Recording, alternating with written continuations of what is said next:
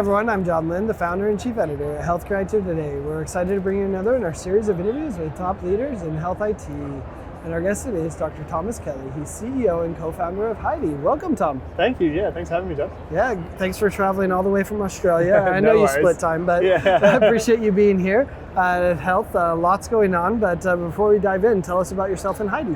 Yeah, so hi everyone, I'm Tom. I'm a doctor by background. I practiced in Australia for about 3 years and was going to be a vascular surgeon. So, you know, my wife and family always ask me about that when I talk about what I'm doing at Heidi.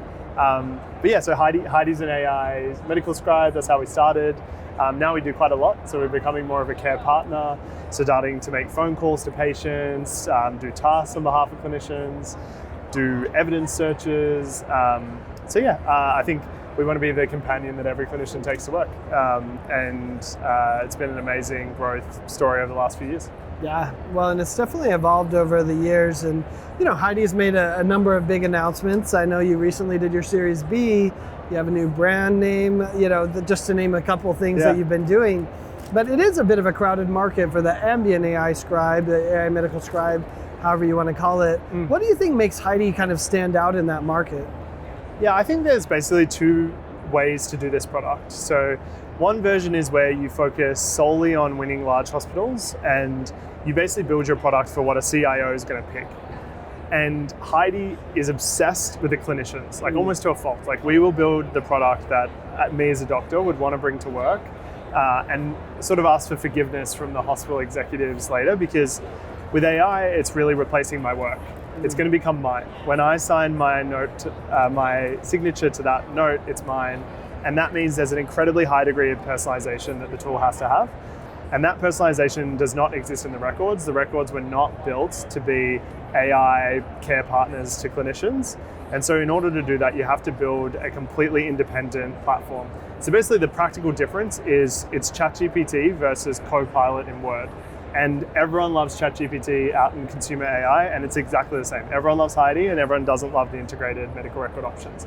Now, it's not that we still integrate with medical records, and that's a really important piece, but it's part of the pie, it's not the pie. Like being in the record is not the reason that you pick the tool, it's the one that the doctors love that matters most. So basically, if you throw every ambient tool in the world into a pie and give the clinicians choice, Heidi will come out on top from clinician's choice. So that's what we obsess about. That's the main difference. That's really interesting. I mean, as I think about what you just described, you're kind of describing product-led rather than integration-led approach. Like, why do you think that it is important to do that product-led versus, you know, what you just described is like others are saying, I need to be deeply integrated in the existing products, the Copilot, if you will. Like, why is that so important to you? I think because AI is a brand new platform, it's like a fundamentally different way to interface with a computer. And historical software is all about filling almost like systems of record. So it's like you've got a data between me and the patient and you're filling a system of record. And it's really a form-filling exercise, whereas AI, there's a high degree of creativity. It's creating, it's generating, it's calling patients. It's basically like acting and behaving on my behalf. And that product works best in an unconstrained environment where you're not trying to put square peg round hole into the medical record. You're free to let clinicians do what they want with the tool and then read data from the record, write back relevant clinical documents. But if my clinician wants to generate a patient explainer in Spanish, they can do that on Heidi. But they can't do that with most tools because that record is not a Spanish patient, so the tool doesn't let you generate because it doesn't match the structure and there's nowhere to store it. And so we don't worry about what we're allowed to do, we just build the right thing for the doctors. Interesting. You know, when I look at the ambient AI space, it's an exciting space, and it's kind of got a kind of ironic challenge, which is lots of people are just adopting it quickly. Fastest tech I've seen adopted in a long time, since probably $36 billion of stimulus, right? Yeah, exactly. For EHR. But it's like, but also like the other challenge is like getting them to change their workflow or at least integrate it into their workflow. You know, talk about that, like adoption as a challenge or even an opportunity, right, to change their organization. Yeah, I think it's a huge opportunity for us. So this is going to be like when we're here in next year and the year after, we're going to be talking about all organizations that regretted their first choice and then came to Heidi once they realized they made an error. because when you kind of strictly enforce clinicians to use one kind of template per specialty, one structure, you inevitably get maybe 20 to 40% of the clinicians adopting the product. So that's public stats, all our competitors, peer-reviewed papers, that's the kind of band you see, like 40 to 20%. And that's the cherry pick group that they did the paper on. So you can imagine, like, if you did the whole health system, what does the actual numbers look like? Whereas at Beth Israel with Heidi, we built more than 1,000 different templates across 34 specialties. So it's nearly 30 templates per specialty. Wow. And we're rolling out the whole system wide, and we're averaging around 60 to 70% activation on every specialty. Like, no cheating. Specialists, nurses, doesn't matter. And that's the difference, basically. It's going to be just a cost per seat and usage-based economic decision. Because all of the value that everyone talks about that comes next, RCM, coding, automating aspects of the clinical workflow rely on the context of that transcript. So you can't automate coding if only 20% are using it. You can only automate 20%. So I think what will happen is that the industry will look for the best activation adoption. Like even the class research, the customers they spoke to, we got like highest marks in the whole Ambient Scribe category for personalization, adoption, satisfaction, clinician benefit, all of these key dimensions. So I think it's basically going to be a question of how much can you activate the clinician group. Yeah. Well, and it points to what you said, that you're obsessed with the clinician and making that experience Another way back to that point to think about it is, I would put us in the Doximity open evidence bucket of tool. Like while we have many large customers and we're immensely grateful to work with Beth Israel and Franciscan and others, we still do the integration, we still do the CIO governance, we still have the rules and structures, but when it comes to when I think about what's next, I think about what do doctors need in the room. I'm not polling the health systems. I'm thinking about that doctor, what's giving them leverage, what's making them more productive, because that utility is what ultimately drives the opportunity for the health system. Yeah. Let's talk more about that. We know we have a shortage of doctors, and it's not getting better. It's going to become more challenging probably. And you've talked about in the past that your mission is to double healthcare capacity. Why is Ambient AI kind of uniquely positioned to help with that problem? I think it's the first technology that actually does work for the clinician. Most tools that are introduced into the clinical workflow, although they may increase overall efficiency, for the individual provider, it's usually a net negative. It's another thing I have to remember. Like when I see a patient with asthma, I have to remember that there's this new fangled thing that I can use, and I don't know how to log into it, and I can't remember where it is, and you multiply that by 100. Not to mention the medical record and getting paid, and so there's most things cost doctors time. This is one of the few things that's really saved them time. And I think of capacity in different ways. So there's the actual workforce capacity, like are people leaving the profession, are they getting burnt out? The thing that drives burnout is this feeling of inadequacy, like being unable to adequately serve my patients, spending hours after clinic doing pajama time notes, not seeing my kids, not cooking dinner, not having relaxation time.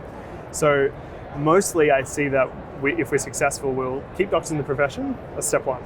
Then as Heidi becomes an AI care partner, we actually just do more work for them. We phone every patient they discharge on day 3 and day 7. Wow. We can already do that today. Now, those calls probably never happen, but the doctor has this internalized guilt about not doing those calls and not checking in with my patient who is very frail and I sent home. Sure. And so I think it'll be really about humanizing the care again, like that. As a clinician, that was the brand of healthcare I wanted to do. The calling I had was about doing really personal care, being that person that a patient loves and is important in the community, and they remembered my parents' name and they checked in on me after my symptoms. And in the reality of practicing in 2025, it's not possible to do that. But with something like Heidi, you can do that kind of care. Heidi can be phoning them, checking in with them, making you feel like the best doctor ever, with Heidi being an extension of you. I think that's how you do it. You actually do more work with Heidi, and then you make doctors feel better, give patients a more human brand of care. That's it.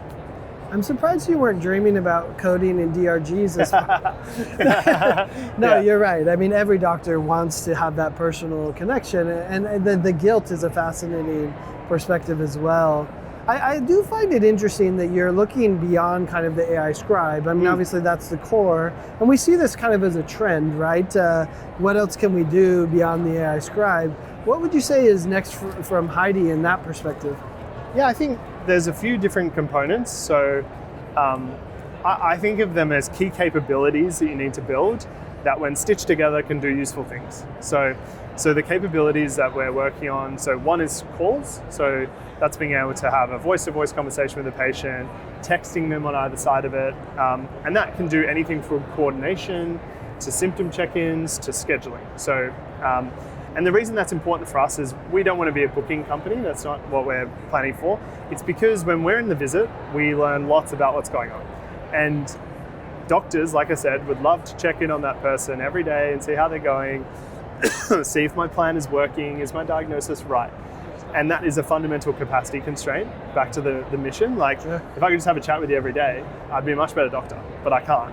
But if Heidi can, then, well, that's an extension of me. Like, Heidi can say, hey, John's having new symptoms today, you should check in with him again. And so that calls capability is a key functional unlock. Okay. Evidence is another key part. So connecting existing sources, whether it's up to date or Dynamed or others, as well as our own proprietary search and articles, and letting organizations upload their own evidence. Okay. And that evidence will function as a source for that calling product. So if I'm talking to you and I need to check, hey, should I be worried about John here? Then Heidi can look up evidence and be sure, yes, according to the guidelines for day 3 of appendicitis at Main General, this is an appropriate set of symptoms to have. I'm not going to escalate. And the final thing is the RCM part of the pie. So all of these activities and all of this care that we deliver, we need to make sure organizations get paid for it, right? Basically. Sure. And so stitching these things together, there's a lot of opportunities to help organizations do gap closure, code more effectively, even working with payers to do pre-authorization during visits, so they get rid of the administrative burden. So Heidi can say, in order for this Blue Cross member to be eligible for this appendicectomy, they have to have these symptoms and they're not eligible because of these reasons. You haven't trialed antibiotics first, or whatever the guidelines say. So I think they're the key prongs: evidence calls, doing the RCM portion. They're the main components of the future. Because I think if you stitch it all together, you're kind of building the building blocks of what a doctor does. You can integrate with the record, you can document, you can look up evidence, you can talk to patients. And this is not about replacing doctors, it's just giving them all the components to do whatever they want with Heidi. If they want Heidi at their front desk talking to every patient for 30 minutes to do the history for them, no worries. If they want Heidi researching every patient for hours, they can do that too. If they want Heidi doing outbound calls for every patient they discharge, they can also do that. So it just depends on what the clinician wants. Yeah, it's almost like when you think about it, Heidi is replacing either the mundane or the things that they just don't have time to do. Correct. That's how I would describe it. Yeah, that's why I always think of it's like all of the, I guess, madras of stuff that surrounds care. Like when I think of healthcare, I think of that interaction I have with the patient, making eye contact, figuring out what's going on, but I don't care about kind of anything else. Like I would love to just walk out of the room and go see the next person. And so yeah, if Heidi's succeeding, we give someone all the abilities to separate everything that they don't want to do. Yeah. Focus on what they care about. I mean, I think it's been interesting, right? Like we talked about the adoption of AI scribes. It's the first technology where doctors are saying, if you take this away from me, I'm coming for you, right? Yeah, exactly. Those types of things where they're like, I'll pay for it myself. And you're like, really? But exactly. Like we hear that, right? The stories. But at the same time, there is some underlying concern or worry about AI in general. What would you say to people that are worried about, whether it's the ethics of it, the compliance, hallucinations, of course. What would you say to them that maybe are worried about the future of AI? Yeah, I think there's different components of the fear, I think. So the fear of like replacement, I think for every human in any industry is really, powerful narrative. I think it's less so with doctors, don't you? Yeah. Because of the training that's there and the liability that they take on because of that training. Yeah, exactly. Yeah, and I think the where technology is today is very far away from that replacement story. This is a story of even more leverage that we get with our tools. The simple way is you're just getting the absolute best partner ever that can do whatever you like to make your life better. It's got new capabilities. The computer can work for you rather than you working in the computer. So I think that fear is really unfounded, and sometimes the media doesn't really help with how they describe AI, and everyone imagines the Terminator robots walking around. Yeah, they like a salacious story, that's true. Like Andrej Karpathy, a really famous AI scientist that ran the Tesla AI team, he described it in a really good way. These models are like ghosts of us. They're like these impressions, and they can mimic us, but they are not.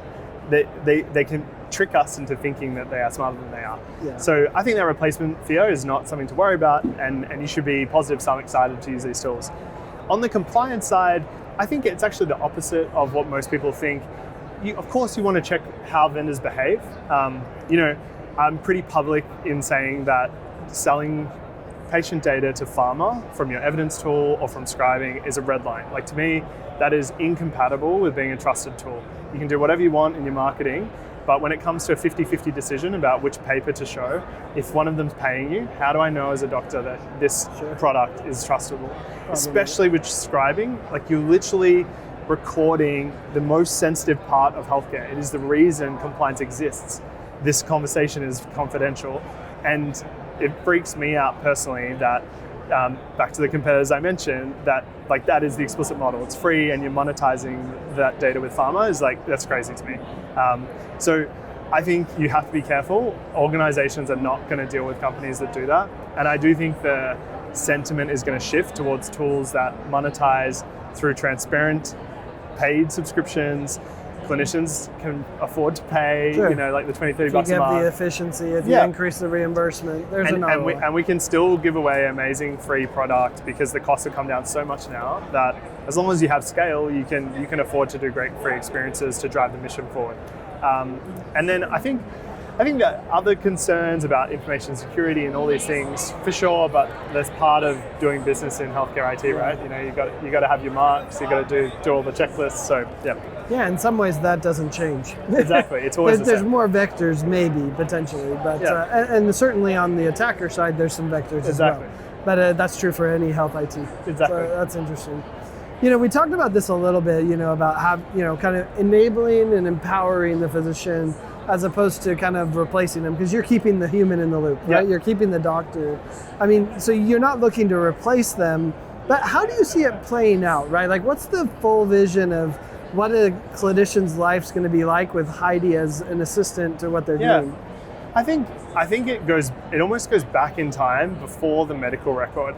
So I imagine my own PCP. He didn't have a medical record, so he would sit on this nice radiator heater. He had a similar jacket to this, and he would talk to me. He would think about what was going on. He knew me as a patient. He remembered me because I saw me through childhood, and he would come up with a plan. It was the reason I wanted to be a doctor, was that experience I had with him. Wow. And today, that version of care is impossible, because when I leave, he has to have already written all his notes. He has to have built it effectively. He has to have looked up the guidelines of where to send me. He has to make sure that my insurance covers me. Like, there's so many different dimensions of the things that get in the way. And I think with Heidi, basically, I probably spoke to Heidi on the way in so that doctor didn't have to figure out his reception and admin team. Heidi probably checked my insurance, checked that I was covered ahead of time. Heidi reminded him who I was, made him the best doctor ever, remembered my dog's name and my brothers and sisters. Prompted you to remember. Yeah. And then summarized it neatly for him and said, hey, this is Tom, this is past medical history, here are the things you should be thinking about. He's here today for this reason, and here's the research I pulled on that. So I can be the best doctor in the world. I have the evidence, I know the patient, I do my sitting on the heater rendition, I walk out of the room, I've got my plan, the doctor clicks a button on Heidi, Heidi does the rest. And that version of care, like, I was trained to be a surgeon. The surgeon's dream is to just operate. Yeah, for sure. And so, I see my patients after surgery, Heidi's taking care of the rest, checking in on all the patients that I've sent home, and I'm operating all day. That's the dream. So I think it's this just giving the clinician this leverage to be clinicians, to do more with their hands, to do more caring, for patients to be a much better experience. And Heidi's doing the wrapping, basically. You're right, it is like going back. Like I use the example of like Little House on the Prairie. I don't know if that made it to Australia, yeah. But it's like the doc from Little House on the Prairie that goes out to help Laura Ingalls. Like, he didn't have a paper chart. Yeah. He didn't have billing. He didn't check evidence-based guidelines. Exactly. He used his knowledge to do it. But you're right. So it is kind of going backwards. That's pretty awesome. Yeah, and I think it's just a more human, warm brand of care, but with all of the evidence base and knowledge and safety guardrails that have developed since then, without the cost of putting the doctor behind the computer in a chaos of tasks and jobs and notifications and everything else. So yeah, I think that'll be the future. I think like the most kind of advanced version of this would be clinicians supervising Heidi, doing some portion of care in certain spots. Like there are different places where capacity is a real issue, whether it's Medicaid and FHQCs where they can't employ enough doctors to do quick care coordination. So you can imagine a Medicaid patient who maybe is on dialysis and they need lots of coordination to minimize their risk and extend their life and reduce their kidney failure. And Heidi could be doing that. So Heidi could be gathering their symptoms, prompting them to go get dialysis, but again, with evidence and calls and having conversations. And so I can imagine a world where Heidi, like if I think of like the org chart, you have maybe like 5 Heidis for every 1 doctor. Wow. And they're supervising their team of partners that are managing their patients for them. And that means as a clinician, I see more patients, but I don't actually see more of them. I just have Heidi extending me. So I think that's what's going to happen. Yeah. That's awesome. Well, and the patients are going to love it because they're going to get the personalized care that they're hoping Exactly. for. Yeah. Tom, I appreciate you taking time out of your busy schedule here at Health to talk with us and share. It's the most exciting thing happening in healthcare IT, I think, is all this AI being applied to make the physician's life better. So I appreciate you talking with us. Thanks so much, sir. And thanks everyone for watching and listening. If you want to find more great healthcare IT content like this, be sure to check it out at healthcareittoday.com or search for Healthcare IT Today on your favorite podcasting applications. Thanks, Tom. Thanks so much.